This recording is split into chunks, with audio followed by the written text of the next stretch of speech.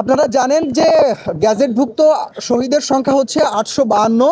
এটা হয়তো বেড়ে 870 বা 80-র কাছাকাছি যাবে, কেননা অনেকের এখনো তালিকা মানে যেমন বলি যে কিছুদিন আগেই জানেন যে 8 জন শহীদের নাম কিন্তু এসছে রায়ের বাজার বুদ্ধিজীবী কবরস্থান থেকে, আরেকজন শহীদের নাম আসছে জুরাইন কবরস্থান থেকে। এভাবে হয়তো বাড়তে পারে। তো অ্যাপ্রক্সিমেটলি আপনি 880 ধরে রাখতে পারেন যারা গ্যাজেটভুক্ত শহীদ হবে। আমি বৈষম্যবিরোধী ছাত্র আন্দোলনের শহীদ আহত সেলের সম্পাদক এবং জুলাই আগস্ট ছাত্র জনতার গণ অভ্যুত্থানের শহীদ আহত তালিকা যাচাই বাছাই কমিটির প্রধান সমন্বয়কারী। এর নাম আসে নাই 14 জন শহীদের নাম আসে নাই, যারা গত 6 মাস থেকে 1 বছর ধরে চেষ্টা করছে।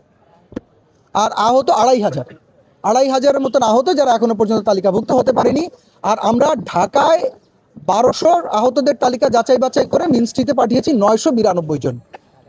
ঢাকার স্থায়ী ঠিকানা হচ্ছে 392, অনেক বড় সংখ্যা। আমার নাম মোহাম্মদ তামিম খান।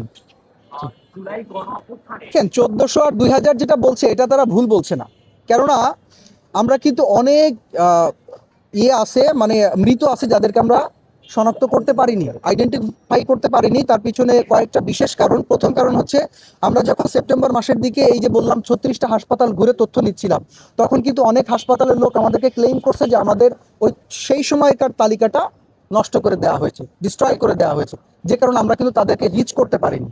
এবং অনেক আহত আবার স্টেটমেন্ট দিয়েছে যে মিটফোর্ড হাসপাতালে আমরা অনেক লাশের স্তূপ দেখেছি, কিন্তু মিটফোর্ড হাসপাতাল থেকে আমাকে তালিকা দিয়েছে মাত্র 19 জনের। তো এই যে একটা গ্যাপ, এই গ্যাপের কারণে হয়তো অনেক মৃত শহীদদেরকে আমরা হারিয়ে ফেলেছি হয়তো, বাট এখনো পর্যন্ত আমরা সরকারিভাবে 852 জনকে গ্যাজেট করতে পেরেছি।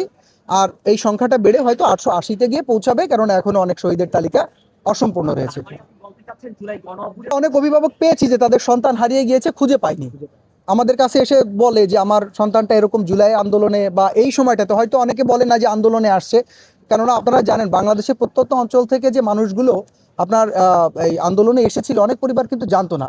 ইনফ্যাক্ট আমার মাই জানতো না যে আমি আন্দোলনে গিয়েছি, কারণ আমি জানাই নাই, কারণ আমার প্রতিবন্ধকতা হতো।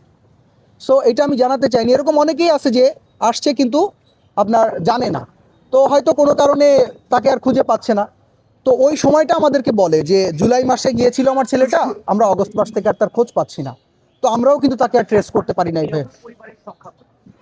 এরকম আমি পেয়েছি, অনেক পেয়েছি, প্রায় 10-12টা পরিবার পেয়েছি যারা এসে আমার কাছেই অনুরোধ করেছে যে আপনি তো তালিকার কাজগুলো করছেন, আমার সন্তানকে একটু খুঁজে দেন।